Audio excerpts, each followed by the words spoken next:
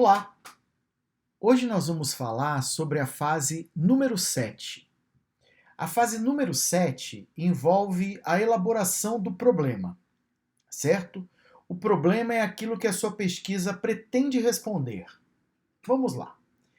Antes de qualquer coisa, eu sou o professor Jonas Rodrigo Gonçalves e vou tentar lhe ajudar a entender melhor como que a gente elabora o problema de uma pesquisa. Eu estou usando uma obra aqui autoral e depois eu vou colocar a descrição da obra para facilitar, tá certo? Muito bem, nos comentários. Mas é importante que você entenda uma primeira definição. O problema é a mola propulsora de todo o trabalho de pesquisa. Depois de definido o tema, levanta-se uma questão para ser respondida através de uma hipótese, que será confirmada ou negada através do trabalho de pesquisa. O problema é criado pelo próprio autor ou pela própria autora e relacionado ao tema escolhido. O autor ou a autora, no caso, criará um questionamento para definir a abrangência da sua pesquisa. Não há regras para se criar um problema, mas é essencial que ele seja expresso em forma de pergunta. A primeira coisa que eu quero dizer aqui é o seguinte, por exemplo, se você fosse criar um problema, se você estivesse fazendo uma monografia, ou uma dissertação de mestrado, ou uma tese de doutorado, para criar um problema de uma pesquisa que geraria pesquisa de campo, primeiro você definiria com seu orientador, com a sua orientadora, qual seria esse problema que você queria responder, antes de fazer o restante da pesquisa, certo? Seria uma das coisas assim iniciais. No entanto, como aqui você está aprendendo a fazer um projeto de algo que virará um artigo de revisão de literatura, ou então aprendendo a fazer um artigo de revisão de literatura, numa revisão de literatura, não é você que cria o problema, mas o problema está no seu referencial teórico. Ou seja, depois de ter lido, você já aprendeu aqui anteriormente que você lê um monte de artigos ou livros sobre o tema que você quer pesquisar. Depois de ter lido, você começa do meio, sabe? Você começa do desenvolvimento do trabalho. A revisão de literatura, neste modelo que você está aprendendo aqui comigo, ela vem antes da elaboração do problema. Então, a sua revisão de literatura já está pronta. Ela já tem 9 páginas, no mínimo. Certo? 9 páginas com parágrafos autorais e os outros parágrafos que você pegou de autores, todos já parafraseados, ou seja, você agora já entendeu o que o seu trabalho está dizendo. Então a pergunta é: qual é o problema deste trabalho que eu parafraseei? Qual é a pergunta que este trabalho responde? Entendeu a diferença? Você não tem uma pergunta na cabeça e aí você vai caçar livros para responder aquela pergunta. Não, isso é um processo de trabalho científico. É diferente do trabalho acadêmico. Um trabalho de revisão de literatura está mais para o acadêmico do que para o científico. Então, primeiro você faz o levantamento de literatura. Primeiro você define o tema, fase 1. Depois você vai para a fase 2, levantar a literatura. Acha livros e artigos indexados de mestres e doutores que falem sobre o seu tema. Depois que você seleciona 5 artigos ou 5 livros que você quer, que dizem aquilo que você pretende dizer, você faz a colcha de retalhos, que é a fase 3 do referencial teórico. Depois que você faz a colcha de retalhos, você vai para a fase 4, que é da revisão de literatura. Ou seja, você vai colocar a colcha de retalhos com as suas palavras. Você vai parafrasear tudo. Ao parafrasear tudo, mesmo colocando com as suas palavras, você vai fazer referenciação. Como nós estamos aqui aprendendo o autor-data, então vai ter sobrenome, ano e página. Mesmo parafraseando tudo, você vai ver que uns parágrafos não conversam com os outros, porque eles vieram de artigos ou de livros diferentes. Então aí entram os seus parágrafos autorais. Beleza, resolveu a fase 4. Na fase 5, você confirma se as citações estão todas corretas, ou seja, sobrenome, ano e página, tudo direitinho. Na fase 6, você confirma o seu capítulo de referências, beleza. Então, olha que interessante.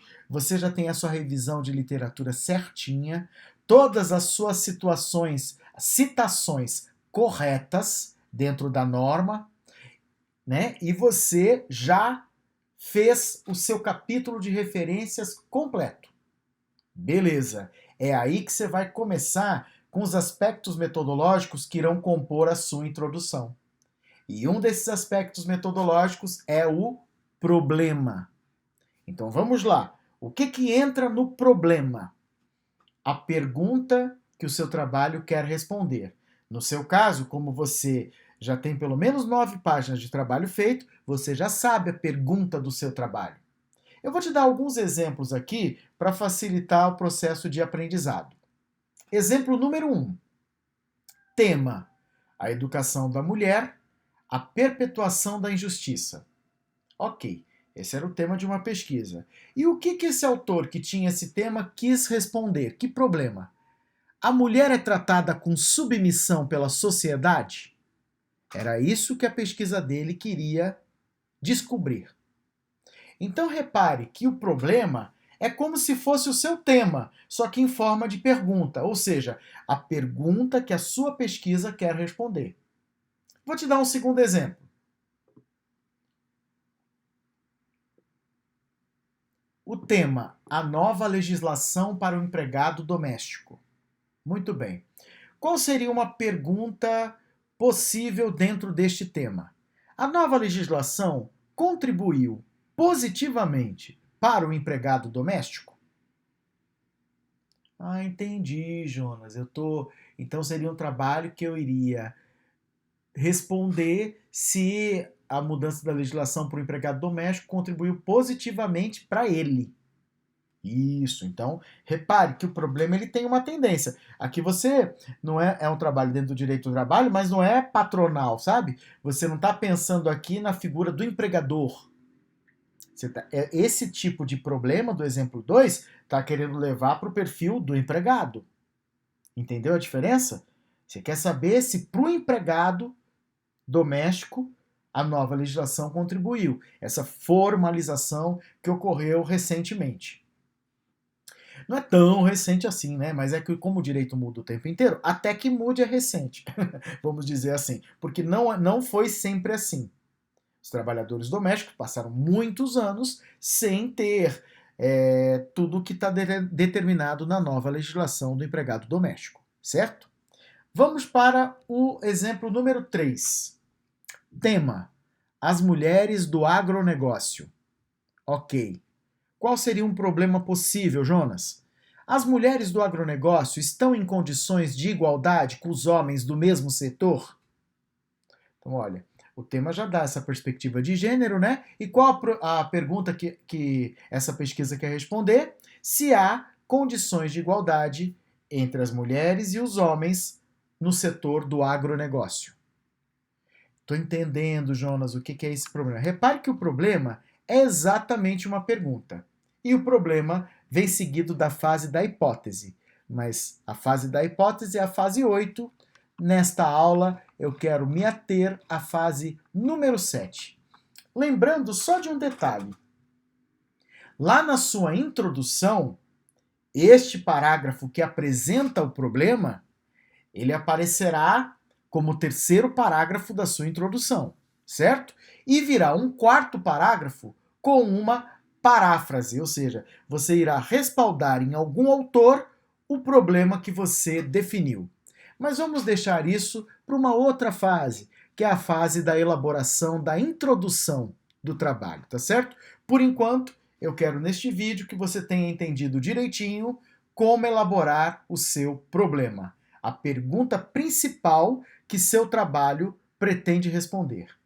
Espero que tenha entendido. Para mim foi um prazer. Um abraço. Até a próxima.